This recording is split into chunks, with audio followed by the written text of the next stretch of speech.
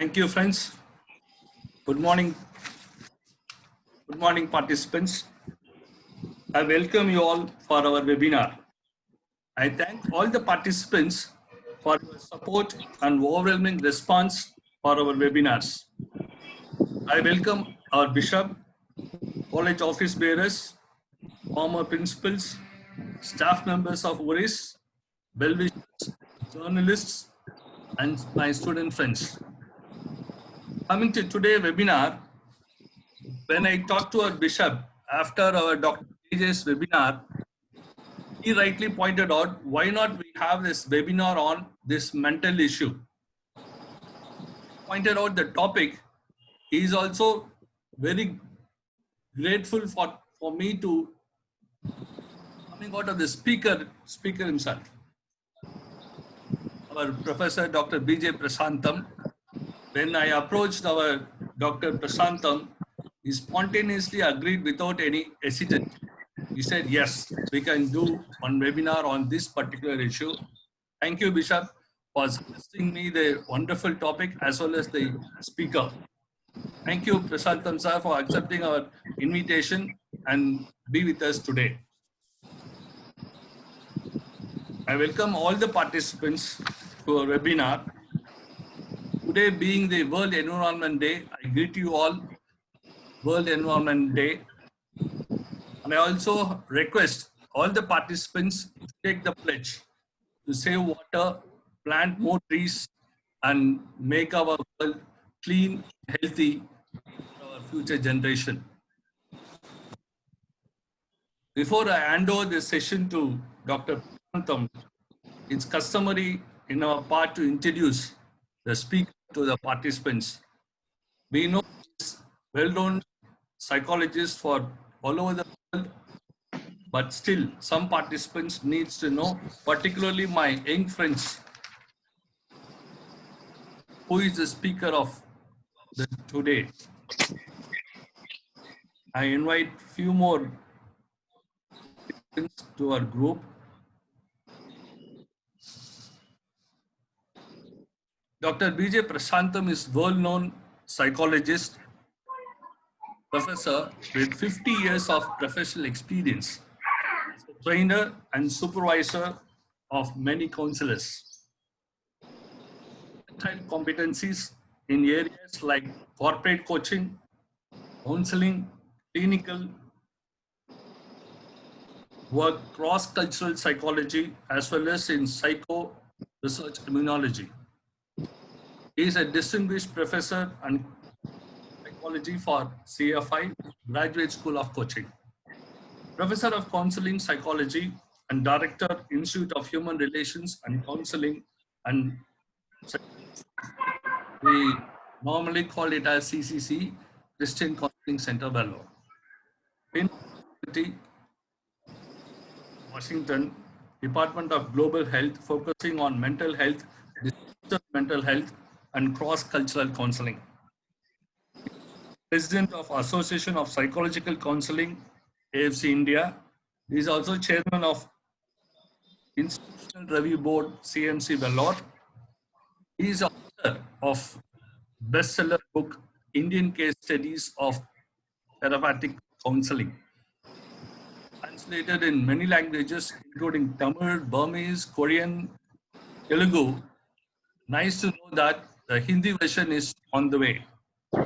He is the editor, founder of Indian Journal of Psychological Counseling. He has his education in counseling and clinical psychology from Chicago, Texas, Medical Center, Houston, Capital University, Ohio State University. He completed up to his postdoctoral degree in US. He has trained over 50,000 of many fields in counseling skills and methods in seminars from every state and university and over 50 countries around the world. This is the 50th year of CCC. I know CCC started in the year 1970. The 2020 being the golden jubilee year, we asked our director to have a big function. We know you are doing very quietly many great works in Sanadapuram. We know you are doing and making professions all over the world. So with this, I stop here and request our Professor Prashantam to talk to us on mental health crisis in this COVID situation. He will talk to 20 to 25 minutes, and he suggested he wants to take more questions. So I leave this floor to Dr. Prashantam now. I request all the participants to mute the microphones. Thank you, Doctor. Okay. This is yours. Okay, sir. Good afternoon, Dr. Thirumaran, and all the distinguished audience of today. I could readily see Bishop Sharma, Chairman of Lewis College, and I could see Dr. and Mrs. Jacob Neisser, and I could also see Dr. Jacob John, who spoke last 2 weeks. And to all the distinguished citizens of our town, professions, press, and friends. We are all in it. Helpers, helpees all together, and the whole world in this corona crisis that has gripped the globe. We have been all struggling, and we have been helped by scientists from Vellore, from ICMR, from so many places, WHO, and so many countries, all trying to share information as to how we can combat this virus that is plaguing the whole world, causing a lot of disruption to daily life and a lot of disruption to livelihood also. And of course, the marginalized and the guest workers who are otherwise called migrant laborers, and some other groups have suffered even more than others. So in this kind of a situation, we have been hearing a lot of things from medical angles, legal angles, administrative angles, and the laws that are invoked whereby the district collector, the chief minister, and the prime minister become nodal centers of authority on certain matters connected with this. We have also recognized the noble work that the frontline workers like doctors, health personnel, police, law enforcement are all doing. And we have all been advised different measures of how to reduce the possibility of infection and minimize the possibility of mortality. Be open to the unknown, to anticipate economic challenges of an unprecedented order, as well as to take steps to come out of this and be able to sing at the end, we have overcome, with a tinge of reality that goes with it. So in all these things, where does mental health come in?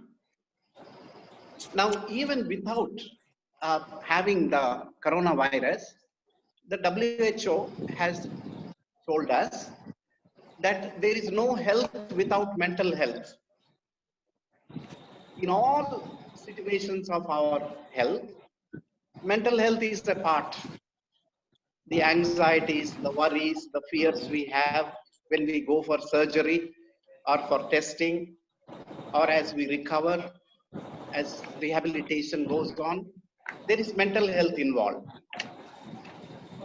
Some people get depressed, then they come out of it, and so on and so forth. Therefore, the stigma attached to mental health is sought to be minimized or reduced, because even if 10% of the people in the world, according to some statistics, suffer from varying degrees of mental health challenges, there is a lot of hope in terms of scientific knowledge. Sir, our video is a problem, sir.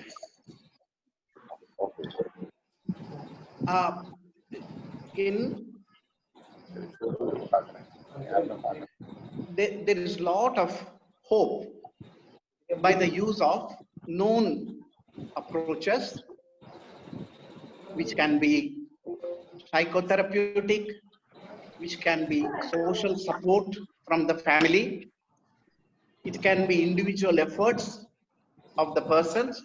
It can also be help from psychiatrists and medical doctors who may provide pharmacological interventions, which in some instances are needed. It is estimated that 70 to 80% of the people will surely improve. Some may need longer help. A few may need lifelong help. This is the general scenario of mental health. Professor, sorry to Yes, interrupt. sir. Your Yes, video sir. is in mute, Professor. You can video. Yes, sir. Yeah, video you can unmute. How will you get those? Should I mute or Unmute your video, doctor. Unmute your video. unmute? Yes. Okay. Yes. Thank you, Professor.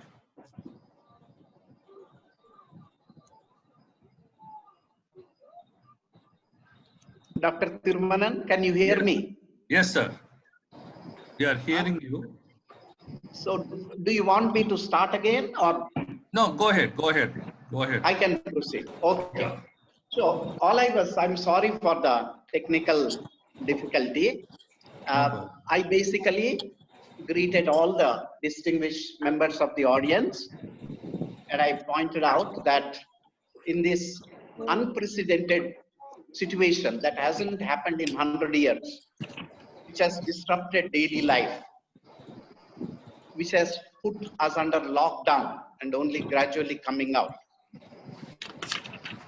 With the help of scientists, we have been able to address some challenges. With the help of policy makers, put some procedures in place, and with the cooperation of the public, we are attempting to reduce infection and reduce mortality to the vulnerable groups and keep moving. In this context, the mental health challenges that are coming are several.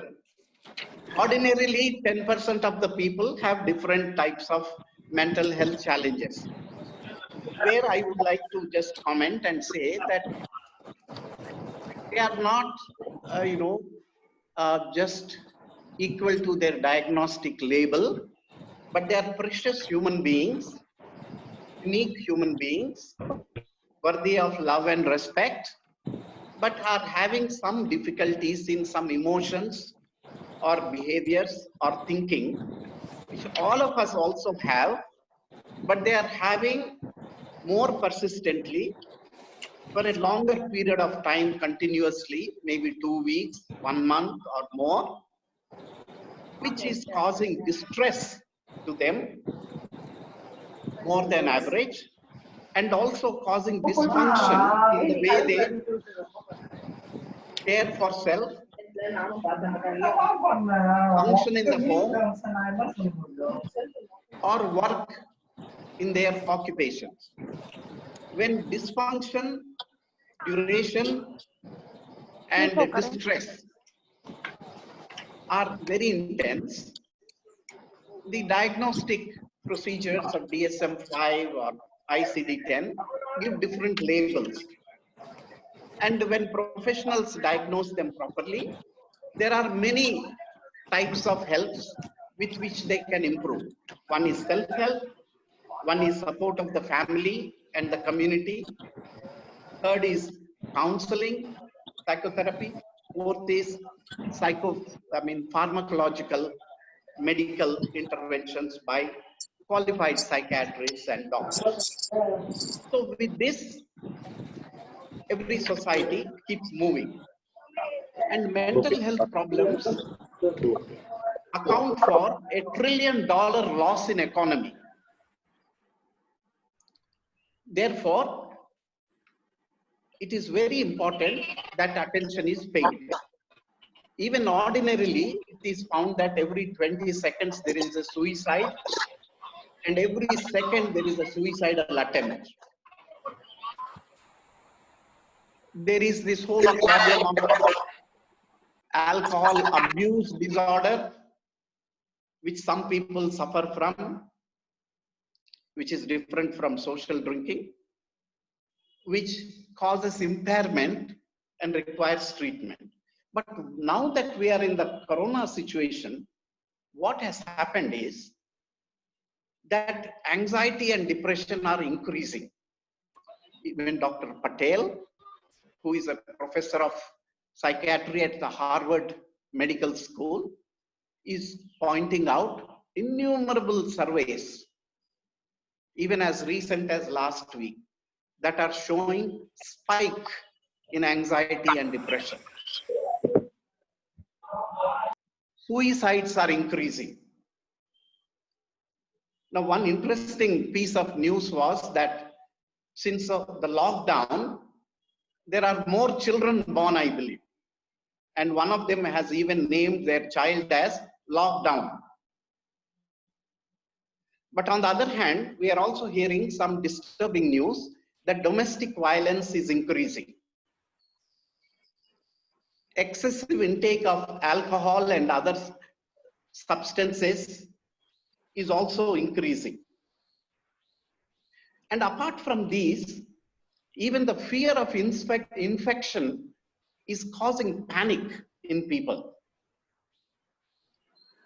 Economic losses for those whose daily bread comes from daily wages is enormous. We cannot ever underestimate socio-economic factors, as we saw in the massive suicide of farmers in the last decade, 300,000. And even though depression is associated with it, the primary factor appears to be socio-economic indebtedness in their situation. Likewise, the condition of people who have lost their jobs overnight, are not getting salaries, don't have bread on the table. And it is said that the migrant workers or guest workers who have returned to Orissa are finding there is no place to stay. Some are having to sleep in the bathrooms. All these social factors also affect us. Just like physical factors affect the mind, factors in the mind affect the body, so also social factors affect people. So fear of infections, and right now, yesterday night, I had a phone call from Bahrain that a doctor lovingly treating many patients, even coronavirus suffering patients, he himself has been now put in quarantine because he tested positive. This morning, his wife and children were taken by the military for testing. They're hoping and praying it will turn negative. We don't know. But the good news the scientists are telling us is, if immediate attention is paid to those who are affected, particularly in the vulnerable group, there is chance of recovery. Many are recovering, though not all. Therefore, it is very important as a first measure of mental health to separate facts from what are not facts. it is better to depend on our own Vellore doctors, for example. It is good to depend upon data from ICMR, data from WHO, rather than go for everything that appears on the social media and cause ourselves and others a lot of tension. Now, elderly are feeling lonely. They need company. They need support. Obviously, we need to pay some attention to that. At the same time, you cannot ignore the youth who may have greater immunity because suicide rates are increasing. They are feeling hopeless about the future. They also need encouragement. I have had reports about many children showing symptoms of depression, anxiety, restlessness. Poor children unable to go out, locked in. They also need help. So every age group, parents are struggling with no schools, trying to manage children. So without attaching any stigma, it is good for us to acknowledge there are mental health challenges. Number two, to remember that each one of us can do something, not at a professional level, but at a simple level. First of all, an individual can choose to make sure that there is enough routine life for them. Eat well, sleep well. Continuous lack of sleep is associated with depression also. Take some exercise to the extent that is possible, because serotonin and other transmitters will increase, which is what antidepressants often do. When things don't improve in a few days, check with your doctor. Get additional help. If anybody is in the pattern of self-harm or suicidal ideation, show them interest, love, listen to them, encourage them to pursue alternate ways of living and facing. And if not possible, reach out to professionals also. There is now tele-counseling, telemedicine that is being utilized for certain level of difficulties. So this can be extensively used. So having then stated that this physical problem, the economic problem, and the mental health problems that are there, which is my main subject, how can we address them? I would like to say,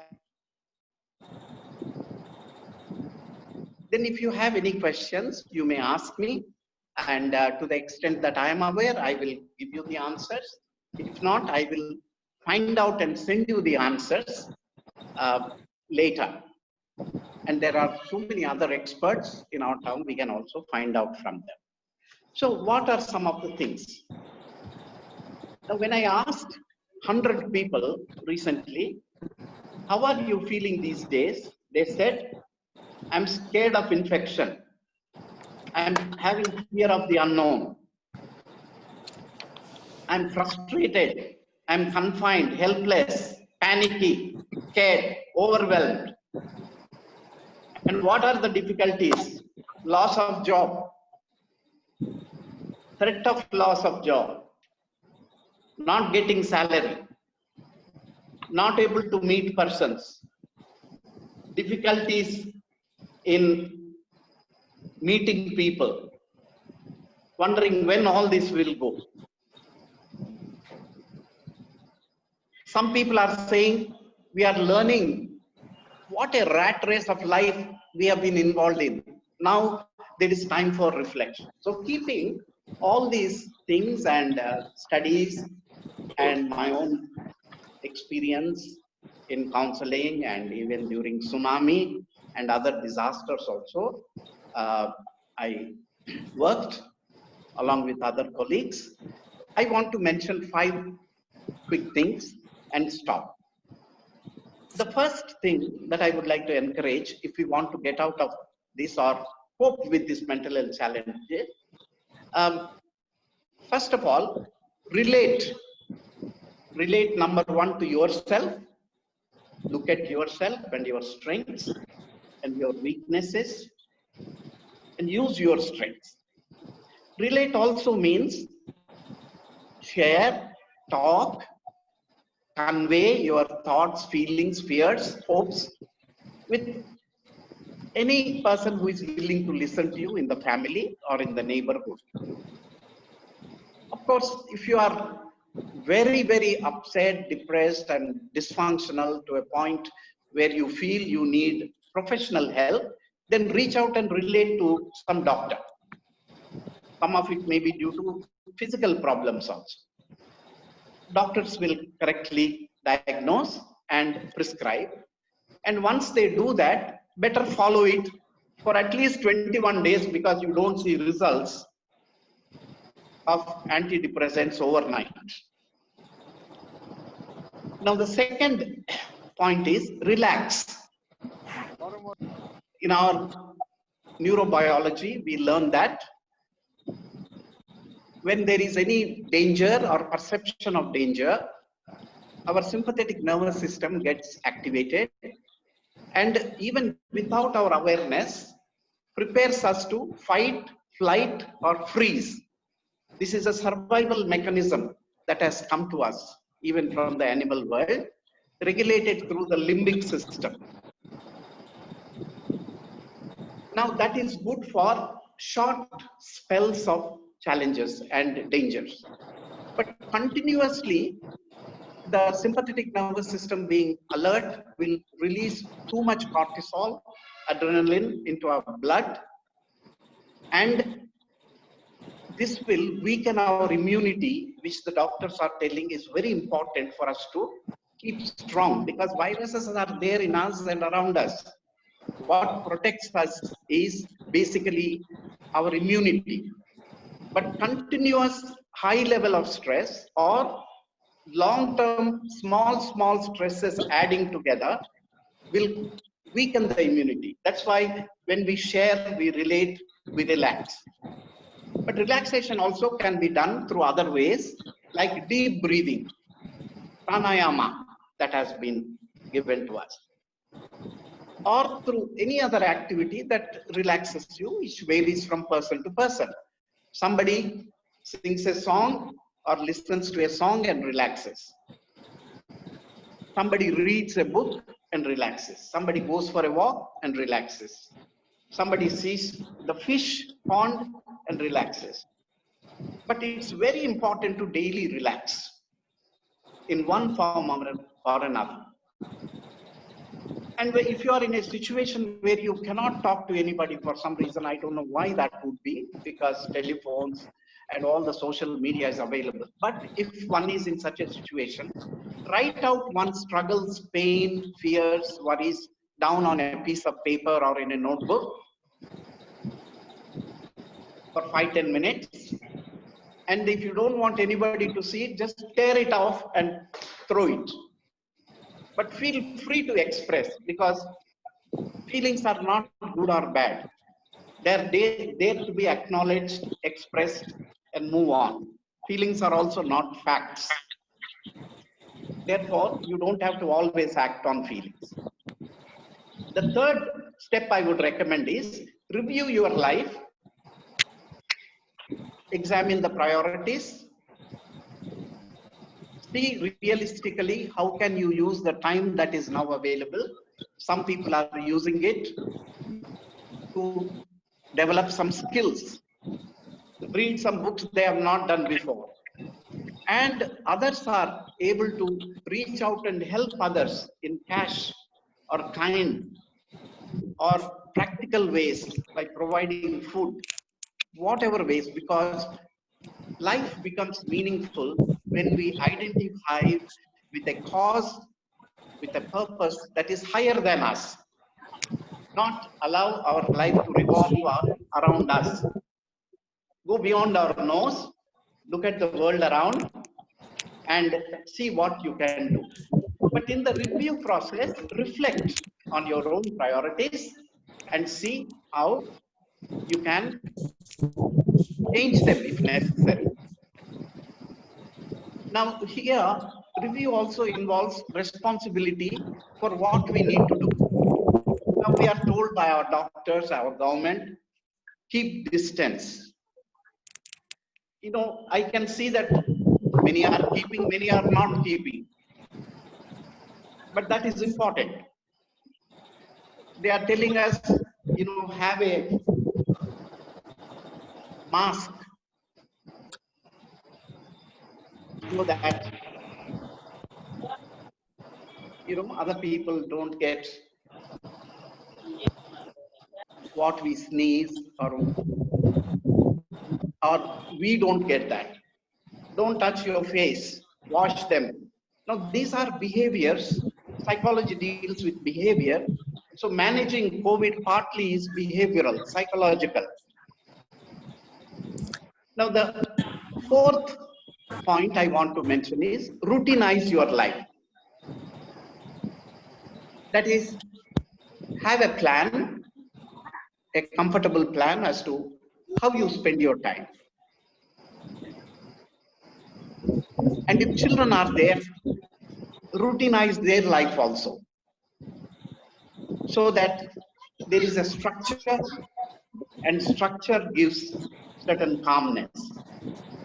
We saw this in Andaman Nicobar Islands during tsunami, where in one situation, 1,200 children of a school, one teacher, everybody was going helter-skelter in the aftermath of tsunami that took 1/3 of the lives of people in that small island. So the teacher very cleverly called many senior students, like 25 of them, and said, we are going to form small groups, now engage them in singing, in exercises, telling stories, in playing games, doing different things from morning till evening. Routinizing helps them to stabilize. And you know, routinizing has to do with our diet, has to do with our sleep, to do with our exercise, to do with all these new behaviors. It also can be for those to whom it is meaningful. Have your prayers regularly, because in this situation, I believe bio, psycho, social, spiritual aspects are all important. All important. The last point that I want to mention is rebound. Rebound is to have the attitude that I'm getting knocked by many difficulties, but I'm not going to splash like a tomato, split and disintegrate, but bounce back like a tennis ball. Even if there is another fall, even if there is another lockdown, by moving cooperatively, moving into activities that are permissible, slowly we can rebuild. Our past experience also historically tells us that we can. Just before CMC was born, there was a big famine here, with lakhs and lakhs of people dead. 100 years ago, there was this Spanish flu. Several millions died, but the world came out of that. 9/11, we came out. Tsunami, we came out. How did we come out? Through personal responsibility, social support, professional help, government activity, international support as well. I just saw a picture of the globe taken by an astronaut, where he says, I did not find any boundaries I did not find any names of any country. I just saw one ball. I just saw a place that will be affected. And today being World Environmental Day, Dr. Tirumaran has reminded us, it's an opportunity for us to recognize even how to relate to the environment, not meddle with it, not destroy it. And there are many other things, this is a time to learn to be graceful, to be non-violent in our communication, even as we spend more time with each other, to moderate our tempers, and learn to be edifying. And if somebody loses somebody, God forbid, support them in their grief. 3 days ago, one doctor's wife in Chennai passed away. And that doctor told me, sir, I couldn't even give a proper burial because not more than 20 people were allowed. I couldn't even have a Thanksgiving meeting properly because not more than 20 people. I'm not only grieving the loss of my wife, who was an eminent social worker, but I'm also grieving that I couldn't do the normal honors that I would have done to this wonderful soul. And finally he said, well, anyway, this is going to end. In due course, scientists are going to discover or invent one injection. We are all going to get those shots and we will get our immunity. This is going to not last forever. It is a temporary phenomena, very difficult phenomena.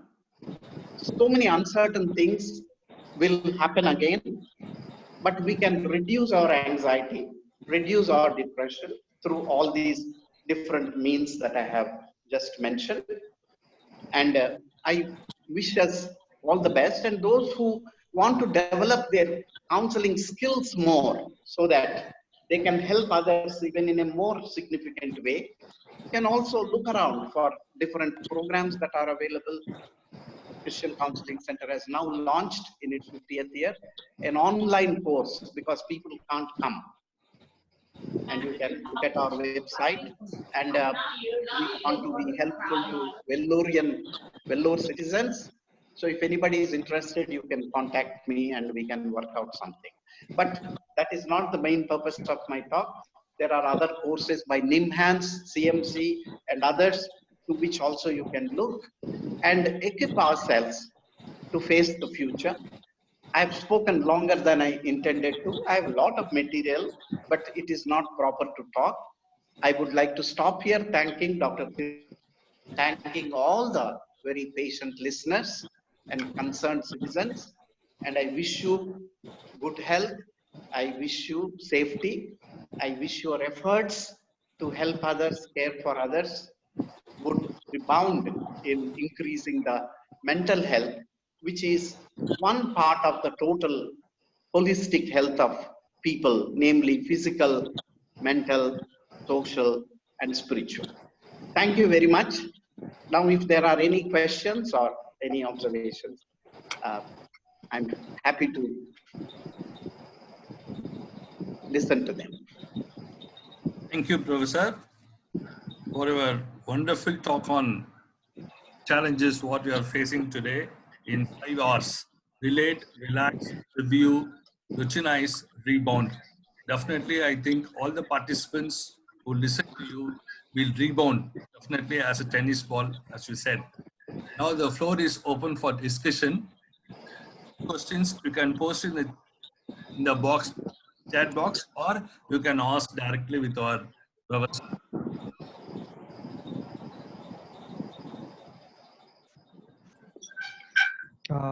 Hi, Professor. Yes, sir. Good morning to everyone. This is Frank here.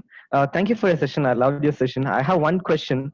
So, after this COVID situation, we are seeing an improved sense of hygiene in India.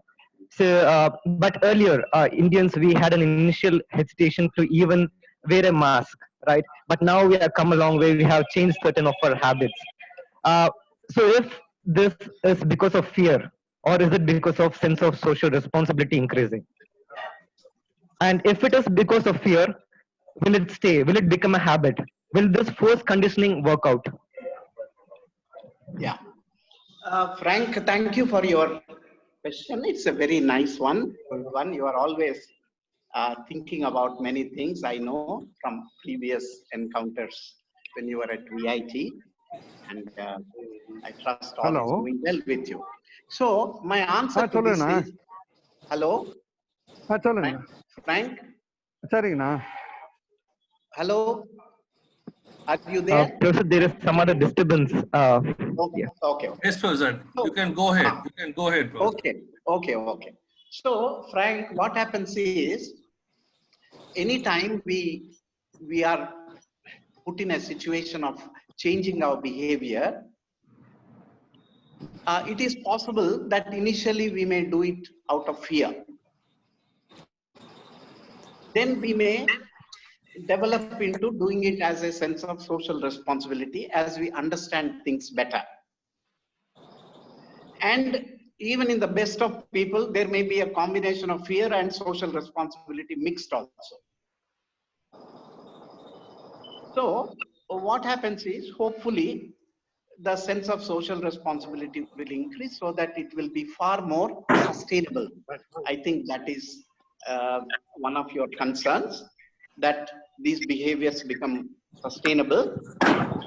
And people's reactions will vary. Some will wear these masks whether anybody tells or not. Some people will need reminding. So we can help each other. We can help each other to maintain this as long as we are advised to do that, because no cure has been found yet. Scientists are working and they will be coming out with certain things. So when those remedies come, then we can relax a little more, but we will be better off through whatever be the mixture. Keep encouraging each other to observe the hygienic principles that have been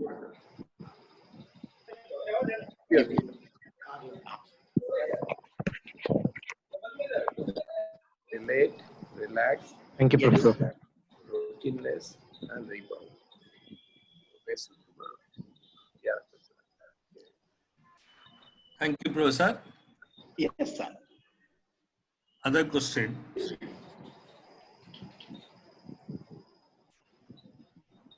Coffee meeting, Uma Sadasivam, you can ask now. Uma Sadasivam, Yes, you please. can unmute yourself and ask, put the question to our professor.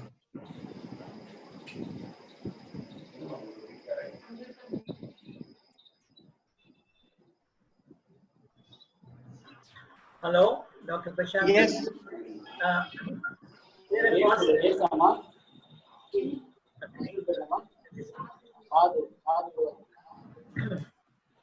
Is there a possibility of PTSD occurring and post-traumatic?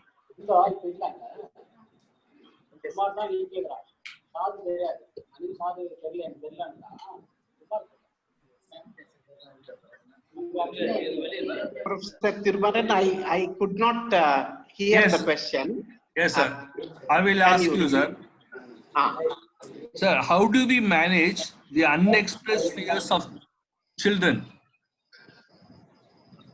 How do we manage the unexpressed fears of children? Okay. See, Professor, according to what I understand, children cannot articulate conceptually like an adult would, because their brain, nervous system is still developing towards abstract thinking. So what has been found is, by pediatricians, developmental pediatricians, child psychologists and others, is that children can express better through art. If you ask them to draw a situation, they will express their feelings better. For example, when I was doing a lot of work in tsunami, when we asked adults, what happened, they expressed, so many difficult things happened, and they could give vivid descriptions. So many died, so much pain. Children could not express like that, but we gave them pieces of paper and we gave them some color pencils and asked them to draw what happened on that day of the tragedy, or what they are feeling now. What they did was, one child, I vividly remember, drew a picture which was one room, and he could draw water on the floor. He could draw a chair and a table upside down. He also drew 2 dead bodies floating in the water, whereas he could not express verbally. So usually with children, we use art therapy, play therapy as part of the assessment and also part of the treatment also. So one has to be open to the ways in which children communicate.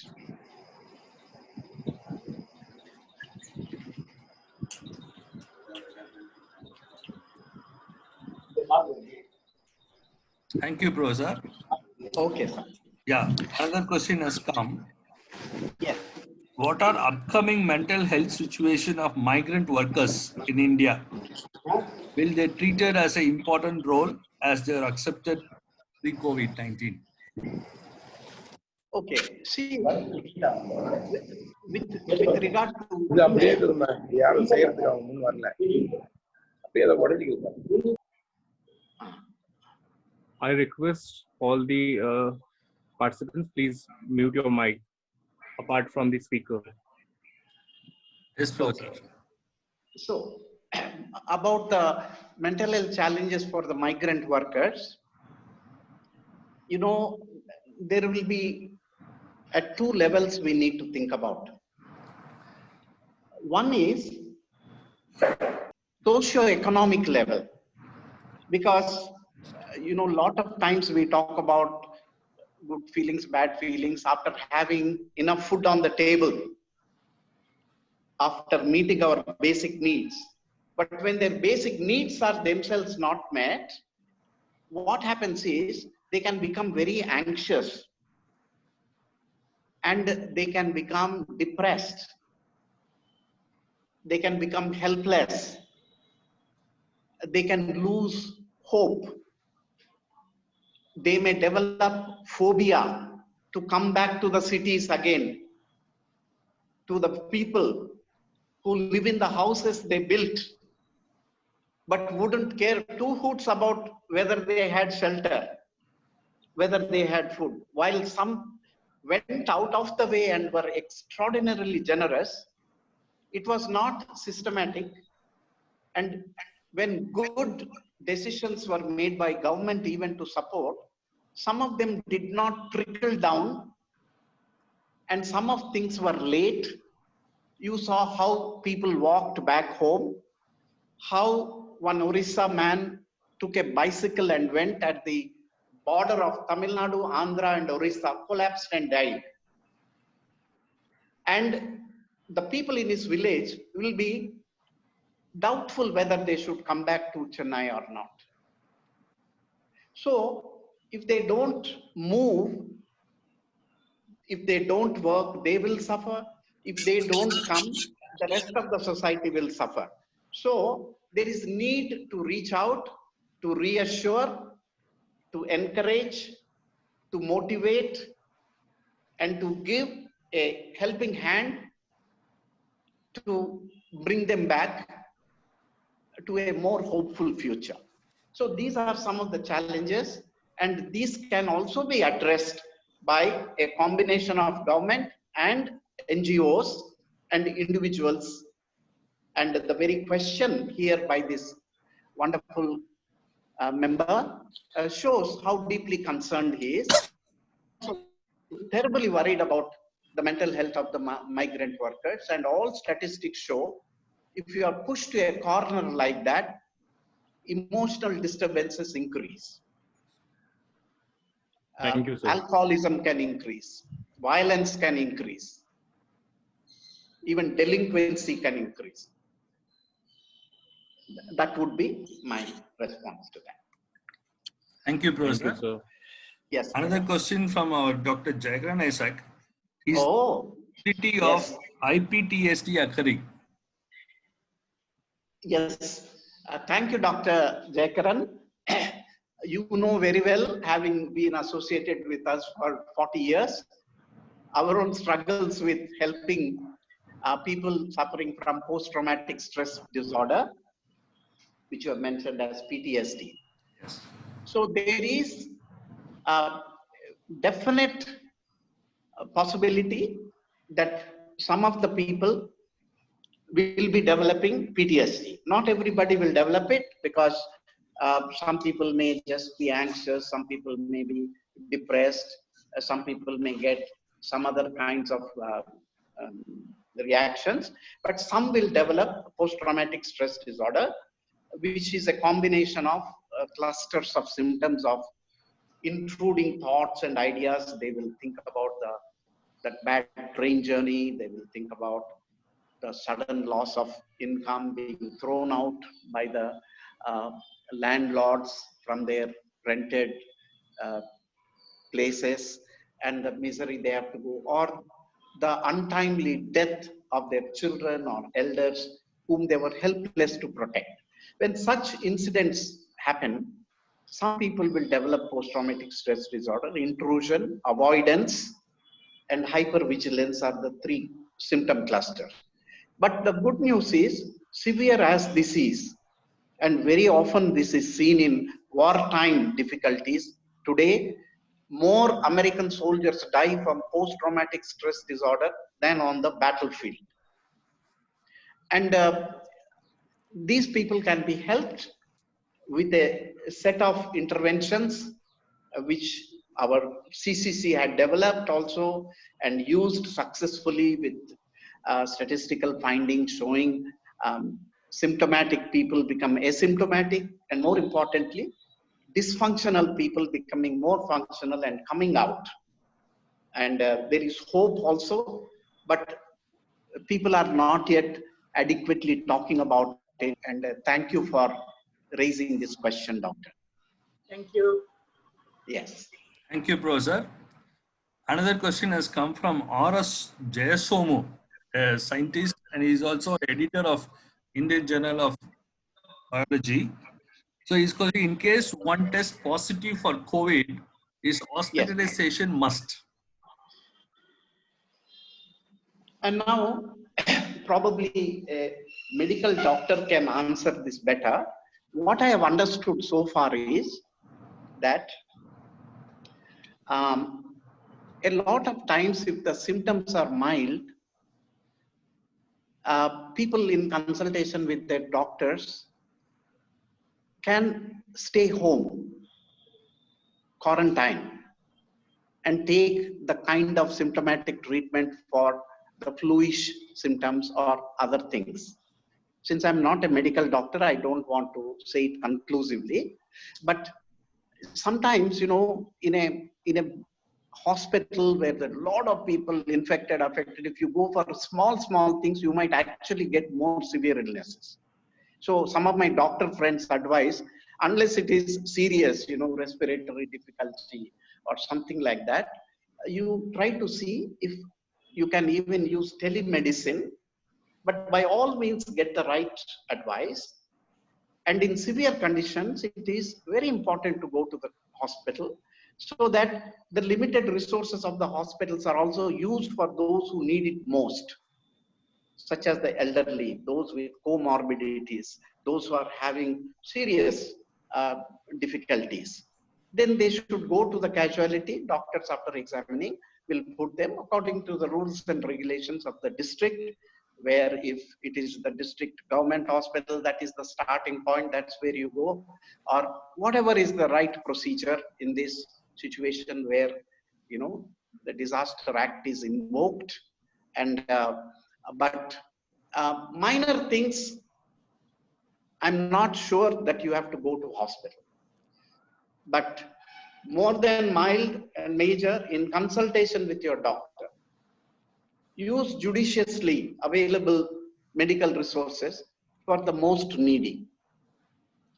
Some doctor friends told me that a person with strong immunity, if very mild symptoms are there, they get well with home remedies and other things recommended by their family doctor. So that is where, but please consult. Don't rush, don't avoid getting treated.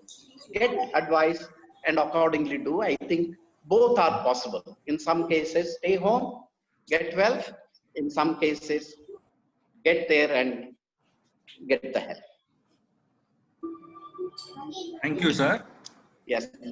Sir, another gentleman has asked, what are the technique to identify the person who is having suicidal thought? Is there any technique? Yeah. It's a big topic, but what I want to tell is in a very brief way. In a brief way, what we do is to look at the body language of the person and the behavior of the person. If the body language looks very sad and depressed, and when you talk to them, they are sounding very hopeless and stuff like that, we find out from them, did a thought of hurting themselves come to their mind as a way of solving the problem?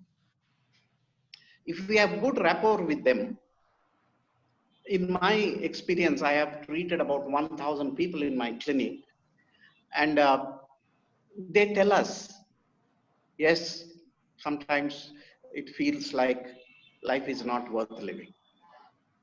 So when did this thought come last? One person told me while coming to meet you. Now, the next question is, how are you planning to carry it out? Some people say, no, I didn't go into that level of thinking. I just thought, why do you suffer like this? Is this miserable life worth it? But another person told me, sir, I didn't think that you would ask this question, but I actually have tablets in my pocket. And he removed them and showed me. If after this conversation I don't feel hopeful, I wanted to go out and take them and swallow this, with some water. Then you can see that what we call risk assessment. If the plans are very clearly made, generally they will be made in terms of 3 issues. One, the time, the mode meaning is it through tablets or hanging or shooting or on the train or whatever. And so the time, how and where, according to NIMHANS studies, in majority of the cases, people have this idea, so they will tell us. But we have also found in international and national studies, there are some impulsive suicides. They don't kind of give much thought and suddenly do it. So we have to be a little bit careful. And generally, once we identify, we can help them to consider in this real problem you are facing, if suicide is one way to solve it, what are other ways that are there? What are your dreams of life? What would you like to be 5 years from now? One person told me, I want to have an MTech and be in a good job. I said, you see, you are now facing a real difficulty. You are truly feeling life is not worth living. But if you give in to this, will you achieve your own dreams God has given you? He says, no. Would you like to explore if there are other ways to reach or solve your problem and reach there. Nearly everybody cooperated. In 2-3 sessions, we were able to arrive at a place where they took a decision. Yes, I'm going to face future problems also. Even if a thought comes that suicide is one option, I will not undertake it, but explore other options that promote life and fulfill my dreams. And if I struggle, I'll come back to counseling center or talk to a friend, a well-wisher, an elder, a family member, a doctor, a lawyer, whoever can help. Mental health is a field where all of us can help, and we can drastically reduce, I believe, more than 90% of the cases can be helped. Some we may not be able to help. They may have already taken decision and may not cooperate. All counseling is voluntary, and we can help anybody to the extent to which they will cooperate. Thank you, sir. Sir, Thiru, I got a question. Thiru. Can I go ahead now? wait a minute. Sir, the question has come from a bishop. Fear, anxiety, depression are increasing among youth. What is your Yes. advice? It's mainly, What is that? what is your advice? It's mainly that movements are restricted. How to address them? Yes. This is the question from our bishop. Oh, wonderful question. A very relevant question. And I'm not at all surprised his heart is there, because, you know, as you know, 90% of our country is below 60 years of age. And young people constitute more than 65% of our population. And it is their birthright to have an opportunity for education, for employment, for a decent earning, for the privilege to stand on their own leg, as well as to have the privilege to help others who are less fortunate. Now, this corona situation, you can see how many jobs are cut, how many companies are closed, how much hopelessness is spreading. Therefore, it is a fact that this is increasing, and it is a matter of extremely serious concern and priority.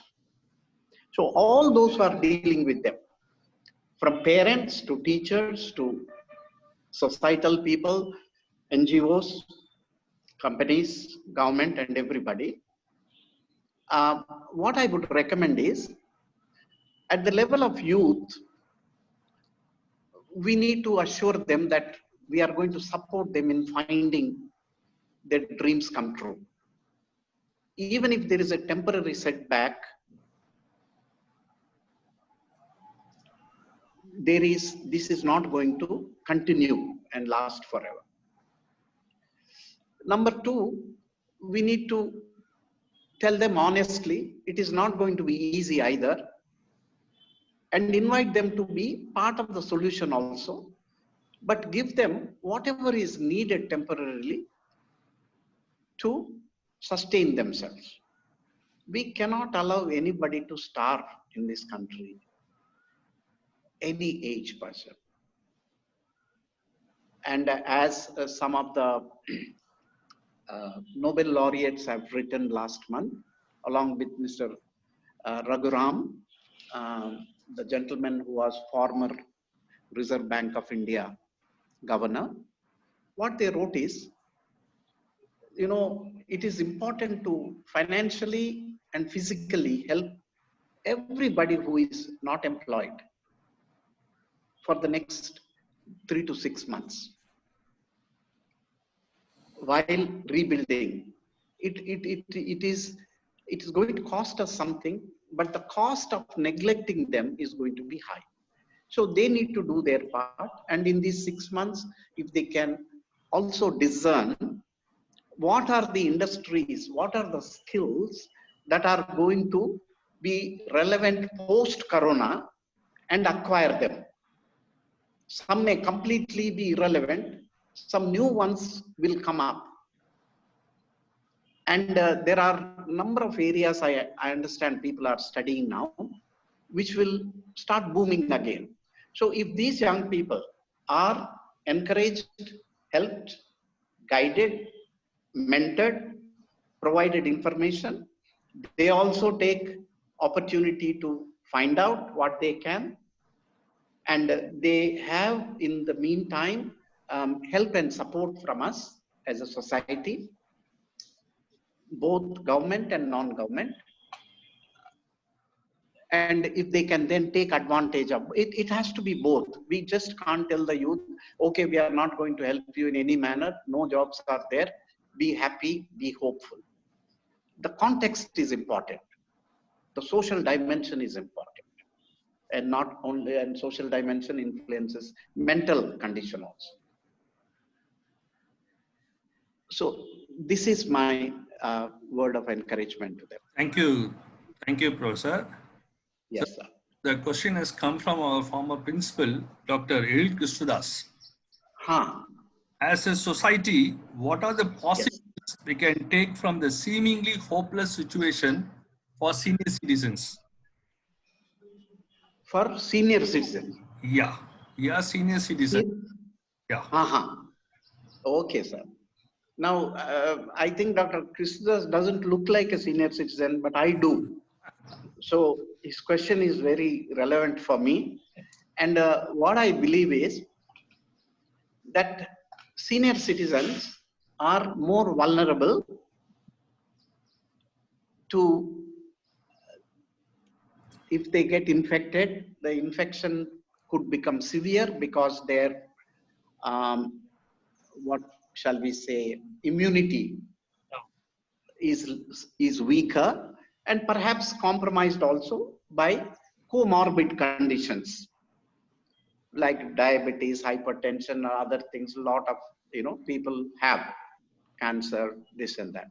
Therefore, even if the lockdown is lifted by 30th of June, I would recommend three sorts of things. One is what the elderly can do for themselves, what the families can do, and what society at large can do.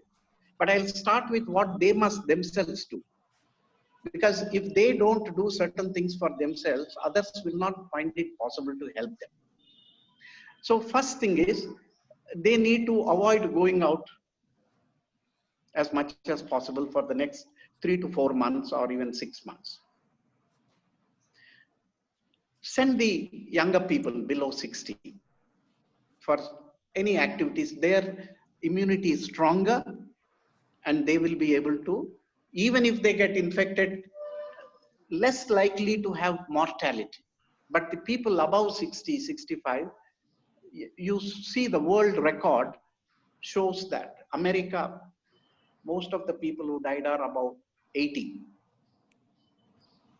And even our Indian statistics, ICMR, is showing that there is a sizable number who are elderly. Now, the elderly also need to be careful about social interactions. Not that physical restrictions should stop social discussions, but they should definitely, use the mask and the hygiene things. If so, not so much they will infect anybody, that they should not be infected by others. So that mindfulness to take certain self-responsibility is very important. If they don't take, it is difficult for others to take. But then secondly, the family or the neighborhood can make sure that if they need something, somebody can go and get it for them and offer it to them. There are many elderly who feel embarrassed to be a burden to others because of their own self-respect. And we need to understand that and reassure them. See, please, it is not a difficulty. It is my commitment to you. It's my expression of affection and love for you, for all that you have been, even if you are not my father or mother. All the elders are responsible for what we are enjoying, the younger people. So if in a happy mood this is done, they will also become, so it's a chance for little more interdependence. And then if there are meaningful activities that they can do in the home setting, it doesn't mean they shouldn't go for a walk. It is good to go for a walk out with mask and everything. Nothing will happen as long as you don't stand 1 foot to another person whom you are going to talk. Keep a distance, talk, take a walk, keep yourself physically fit, eat on time and eat the right kind of stuff, and take your medicines, what doctors are telling, and get the help you need immediately. So those are the things they can do, family can do, community can do. And if they are alone, there is nobody to support them, if some people or even those who provide mobile supplies and other things can help them. There's nobody to go, but if they can phone and somebody can arrange to Swiggy or similar type of people who can bring the things they need, any banking help, this and that, it will go a long way. And if there are any elderly who are not looked after, not having company, not having food, such things, I think there should be a surveillance of such people, and community government must step in and ensure that as long as they live and breathe their last, they live with dignity, honor, respect, gratitude, and goodwill. Thank you. Thank you, Professor. Thanks, sir. Professor, there is a question Yes. from Halita. Yes, sir. Yes. She asked whether the fear of infection and conscious behavior of social distancing and precautions will reduce human connectivities, social bonding, and social relationships in post-COVID situation. Now, this is a possibility. Obviously, it is a possibility, but it is not inevitable.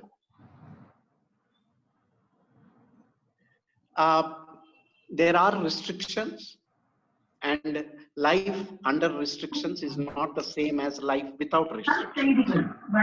At the same time,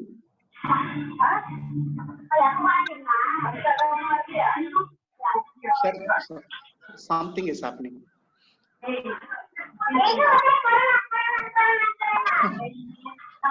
Dr. Thirumaran? Yes, sir. Yes, sir. Can you hear me? There is some, Yeah. okay. Yes, I can. So what I feel is, it is good to be mindful of the danger and do the best we can in our neighborhood and through our social media connections. And as the lockdown becomes less and less, in limited ways, interact, and again rebound back into relationships. It is, there is always a challenge of quality time, and we want to consciously increase those. And also develop certain attitudes. These days I am myself practicing and also encouraging others to do is, end of the day, ask myself, what are the 3 things that I'm thankful for? And what are the 3 people whom I should say thank you?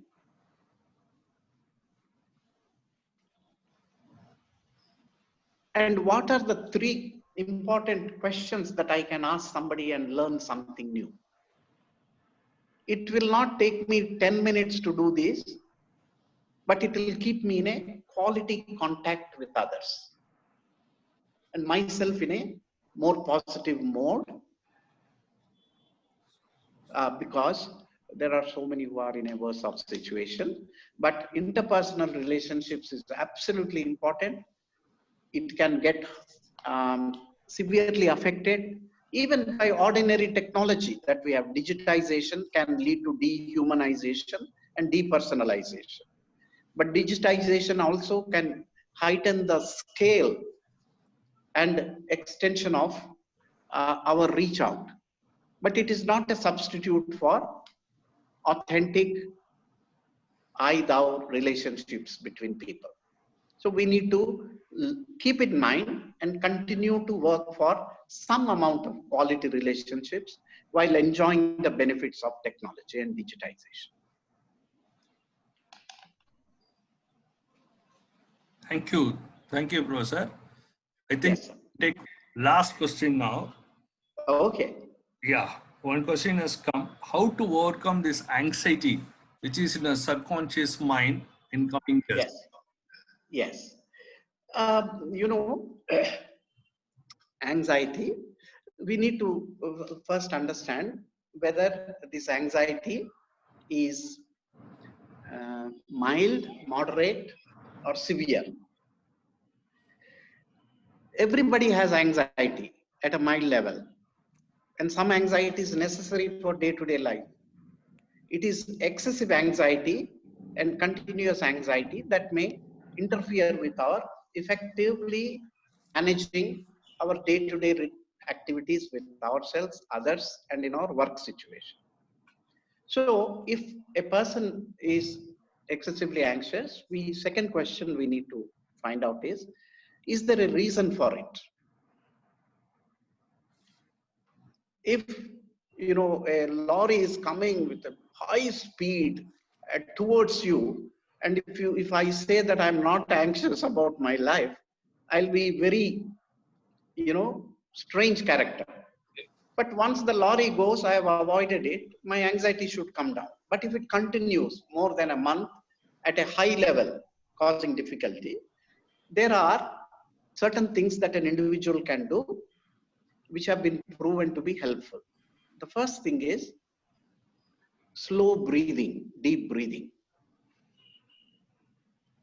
It has shown that deep breathing, what it does is sends oxygen to the brain and tells the brain everything is all right.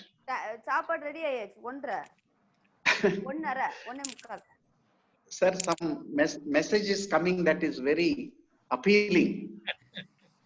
But the other one is that we need to also routinize our activities so that we are not just having wandering thoughts. And if this can be done regularly, relaxation, breathing, and any relaxing activity combined every day for half an hour, this should start bringing down anxiety to acceptable, moderate, manageable levels. If it continues beyond a month like that, it is better to talk to somebody, obviously. And if you talk to a friend and that reduces it, you don't even have to go to a professional. But if talking to a friend or a well-wisher through usual friendship support, which is important, still doesn't help it, perhaps there is something more that can be done. There are several techniques of deeper relaxation, and there are also some anti-anxiety medicines that a qualified doctor can give. And doctors themselves will tell you this medicine will not solve the anxiety. You still have, it can reduce your anxiety, but you still have to discuss the underlying causes for anxiety. And if it is mild, even learn to tolerate it. The goal is not zero anxiety. The goal is reduce anxiety to acceptable levels. And this can be done. And there is very good evidence for it.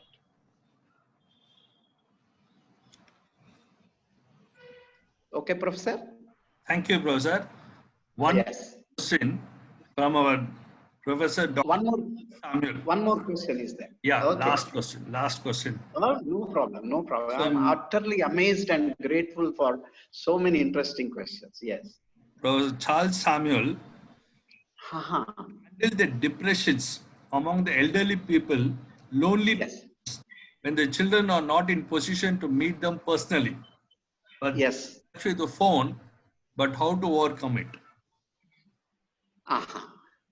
So Sir, are you meaning that they are in different places? Yes, sir. Yes, sir. Now I can imagine that, children will be anxious about the parents, and the parents are feeling lonely and depressed. That is the situation, huh? Correct. Yes. Okay. If that is the case, then it will be a very good idea to develop certain predictable contact points, whichever way that happens. For example, video conferencing. Talk to them twice a week, thrice a week, at a fixed time if possible. So they can look forward to that. Anticipation itself will make them good and feel happy. On the other hand, phone calls. And if in a family there are 6 members, they can take turns to call so that it doesn't fall on either the eldest one or the one that is frequently doing and finding very rough to keep that schedule. So if they distribute, now I have 2 children, they keep in touch with me every week without fail. So I expect 2 calls from them, most often video calls. I just long to have that conversation with them. And if they don't call, I will send them a message. I am calling, when shall I call you? It is not that there is any news to give or not give, just to be in touch gives us some oxygen. And then another aspect is, if they are in a foreign country, there are a lot of elderly people who have groups of their own, groups of the elderly, either in their housing colony or in the old people's home, or as a daycare center at the hospital or the nearby college. If not, even opening daycare centers in communities where elderly can come or be brought and give an opportunity to interact with their age groups, tell stories, etc. will be great. And for those social workers who want to show love and affection, even making it a point to visit an elderly person once a week, once in 2 weeks, spend an hour with them, take a small food item that they like, and ask them questions about their life and achievements and memories. Oh, it will make them feel very good. And also, there are many elderly who are healthy, can do something. Why not we use their talents? Take somebody to an orphanage and ask them to give a talk, show them how to stitch and crochet, or how to cook something. It's very important they keep active. If they keep active, then their brain also will be active. And the depression also will reduce. Some of it is age related, it goes with it. We can't totally avoid it, but we can minimize it and make life reasonably more pleasant and worthwhile for all concerned. Okay, sir? Thank you so much. Yes, sir. We planned up to 1:30. Now we exceeded Yes. 10 minutes. Yes, sir. We can stop here. I'm sorry I gave long answers, but No, perfect, sir. At this, I want to recognize the presence of few people here. yes, Thanks to our bishop. Right, he is a motivating factor behind us to organize so many webinars. In fact, Sure. college is organizing so many webinars in the past 15-20 days. Then I Yes. thank our former principal, Dr. Jayakaran Isaac. In fact, he's Yes. the first person to enter. When I log in, Oh. he is already Yes. in the waiting room. Thank you, sir, for coming to our webinar today. And I thank Dr. El Kisuda, sir, for being here with us today. In the morning itself, he asked me the password and he noted down. He is with us. Thank you, sir. Then our former professors, Charles Samuel and others, so many professors are here. My special thank to Dr. JJ and reporters from Hindu and Junior Vigilant. And special thanks to P.S. Jayasomu.